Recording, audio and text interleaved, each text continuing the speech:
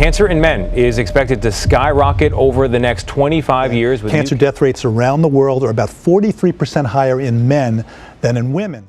In recent years, alarming trends in cancer death rates have emerged, particularly among men. A shocking projection indicates that the cancer death ratio for men could increase to 93% by 2050. This significant growth raises critical questions about the essential causes, the impact of lifestyle choices, and the urgent need for advancements in prevention and treatment strategies. Understanding these dynamics is important as we navigate the future of public health and cancer care. Every year, the American government spends billions on research and drugs to cure cancer. But the death percentage of men from this disease is still expected to grow. This is because cancer is a profitable business for the government, and the government wants to invest more, putting millions of lives at risk. What do you think is the reason behind this expected rush in cancer-related deaths? Shouldn't the death rate go down if the government is investing billions each year to make the treatment of cancer possible? Government research centers are misusing the funds. The National Cancer Institute, NCI, is the primary government agency responsible for funding cancer research in the United States. Their budget for research was approximately $6.8 billion in 2022, which the American government doubled by 2024. We support 69 NCI-designated cancer centers and more than 5,000 grantees, and help to treat patients at 2,500 clinical trial sites nationwide. So that the agency is able to find treatments more effectively.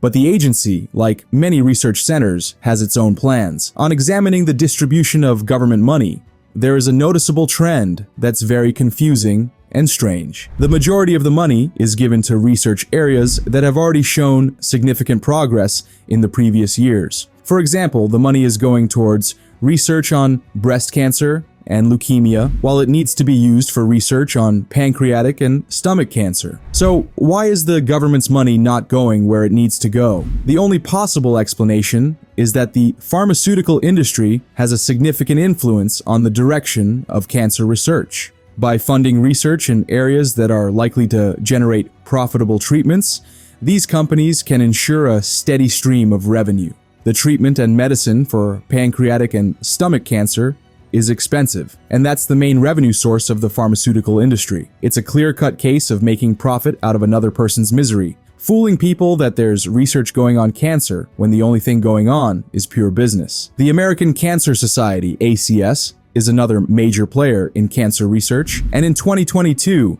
the ACS invested over $145 million in cancer research grants, which also doubled by 2024. But this society followed the exact trend to the NCI.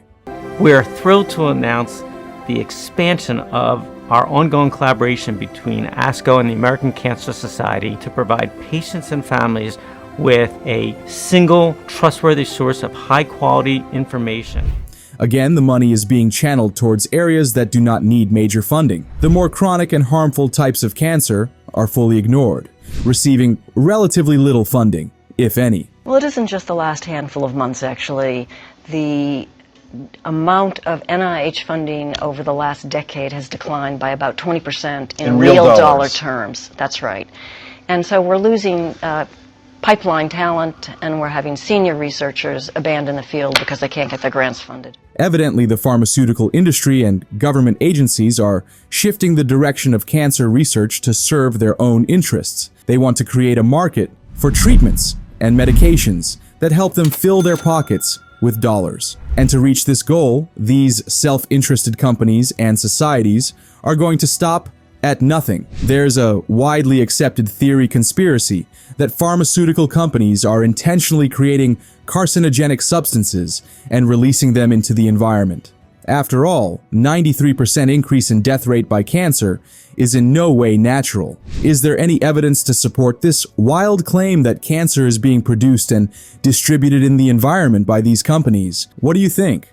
Evidence suggests that companies are intentionally creating cancer. The use of genetically modified organisms, GMOs, in food production has been linked to an increased risk of cancer. These living organisms are created when you insert genes from one species into the DNA of another species. The science and goal behind this process is to make organisms more resistant to pests or diseases. And you are eating these GMOs daily because these are fruits and vegetables, such as corn, soybeans, and canola. These are genetically modified to withstand pest control medicine. Corn alone is the leading GMO that is causing cancer in people by thousands.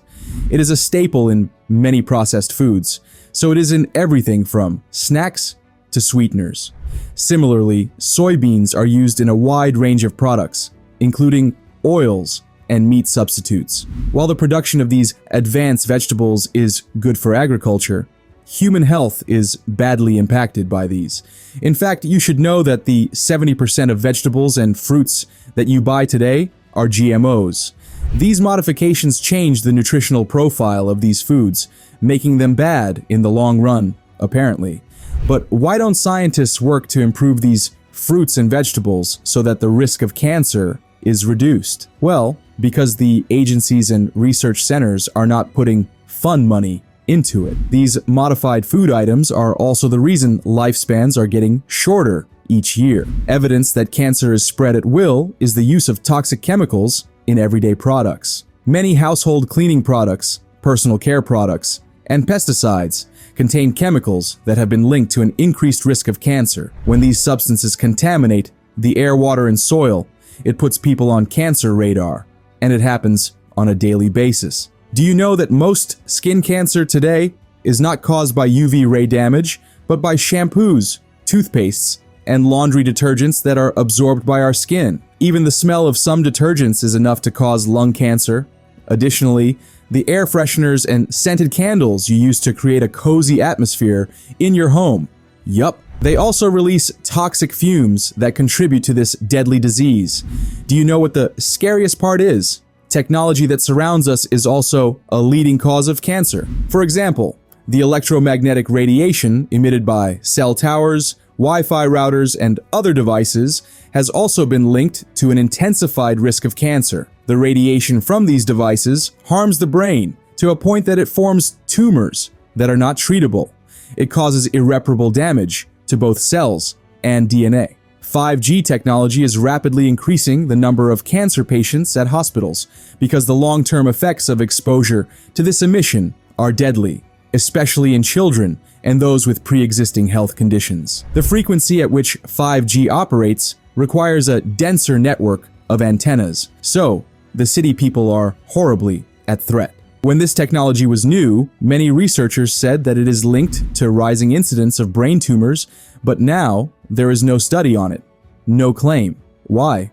Because the research centers are actively declining research on this topic and discouraging the scientists with threats to suspend their research licenses. The best way to get out of it is the fact that the International Agency for Research on Cancer, IARC, has classified radiofrequency electromagnetic fields as carcinogenic to humans. But still, the government is taking no precautions or measures to oppose this technology for the well-being of people. On taking a broad look at the situation, it is clear that there is more to the story that meets the eye. The statistics are alarming, but there is nothing you can do to prevent this future from happening. If it's claimed by the government that the death rate is going to increase by 93%, then that's more or less a guarantee, because the industry that benefits from this disease is set to make it happen. The indicators and the condition are sadly clear. Despite the billions of dollars spent on cancer research, the death rate for men will increase 93% by 2050. And no matter how many questions you raise, the industry has answers to fool most of the people. According to these, the leading cause behind this high percentage is the damaged ozone layer that cannot filter intense UV rays from the sun. Other reasons include climate change and such things that is very clearly not the reason. 93% increase cannot result from a natural happening. It is as simple as this. The whole industry around this disease is a web of deceit and profit, and it is destroying the whole society now.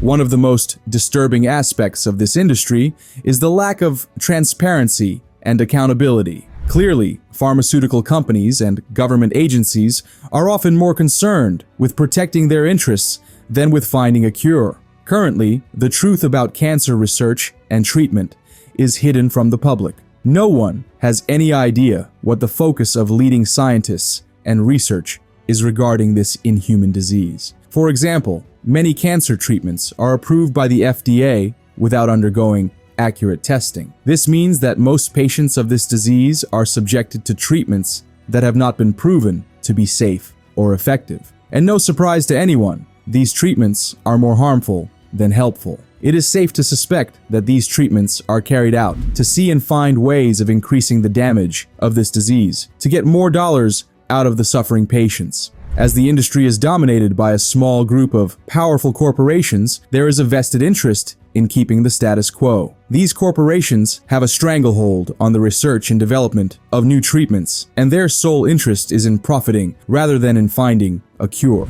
As a result, the system is rigged against the patient and the society. Even today, patients are already subjected to grueling and expensive treatments that do not even work. They are forced to understand and choose a complex and confusing system of treatment that only makes them sicker. But it doesn't have to be this way. By demanding transparency and accountability from the cancer industry, we can create a system that is more focused on finding a cure than on profiting. Yet again, where can we start? Even if you take the first step to educate others about the risks associated with GMOs, toxic chemicals, and electromagnetic radiation, the government is not going to stop these. And scientists cannot support independent research and advocacy groups since they don't have the means or money to research this disease. The government trusts only big centers and agencies to find the cure, and these big names only find ways to increase and expand their business of making dollars out of human suffering. The products we use, the food we eat, and the environments we expose ourselves to leads to cancer. All of it. Many markets are actively banning toxic chemicals and promoting clean energy, but the rate is too little for it to make any significant impact. The fight against cancer is a complex and complicated one, but it is a fight that we are going to lose as long as this disease is seen as a business. Do you think other industries that produce harmful products and create life-damaging technologies are part of the cancer creation industry? Put your thoughts in comments before you share this video with others to raise awareness.